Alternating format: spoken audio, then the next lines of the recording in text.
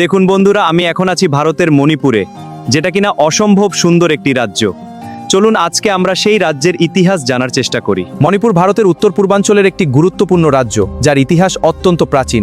একসময় এই অঞ্চল কাংলেইপাক নামে পরিচিত ছিল, আর খ্রিস্টাব্দ ৩০ সাল থেকেই এখানে রাজতন্ত্র চালু ছিল। তারপর মধ্যযুগে মণিপুর ছিল একটি স্বাধীন রাজ্য। বিভিন্ন রাজা এই রাজ্য শাসন করেন, আর এই সময়ে সংস্কৃতি ও ধর্মে বড় পরিবর্তন আসে, বিশেষ করে বৈষ্ণব ধর্মের প্রভাব বৃদ্ধি পায়। এরপর ১৮৮৯ সালে অ্যাংলো মণিপুর যুদ্ধ ঘটে, যেখানে ব্রিটিশদের সাথে সংঘর্ষ হয়। এই যুদ্ধে মণিপুর পরাজিত হয় এবং পরে ব্রিটিশ শাসনের অধীনে চলে যায়। তারপর ব্রিটিশ শাসনের সময় মণিপুর একটি প্রিন্সলি স্টেট হিসেবে পরিচালিত হতো, তবে ধীরে ধীরে স্বাধীনতার আন্দোলনের প্রভাব এখানেও ছড়িয়ে পড়ে।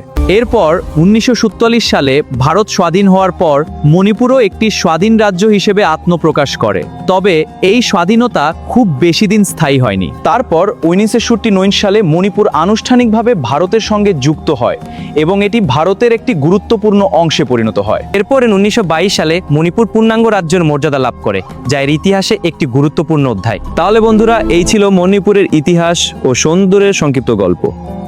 ভিডিওটি ভালো লাগলে লাইক, শেয়ার এবং ফলো করতে ভুলবেন না।